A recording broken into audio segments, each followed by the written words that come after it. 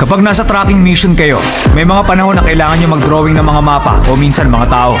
Kung hindi maganda ang pagkakadrawing, bali wala ang ginawa ninyo. Lagi ako nagdo-drawing, kaya ako mismo mag-e-evaluate ng mga gagawin nyo.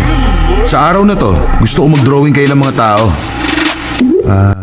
At ngayon, hihilingin ko sa magandang babae yun na maging model. Tinawag niyang maganda si Chocho? Ang weird naman ng papa mo. Sinabi mo pa. Ayan! Sige, go!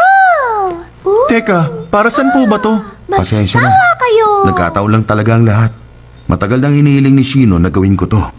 Ah, ganun po ba? Pero sa tingin ko, magandang pagkakataon na rin to para sa'yo. Tapos na! Mukhang maganda talaga ang kinalabasan ng gawa ko.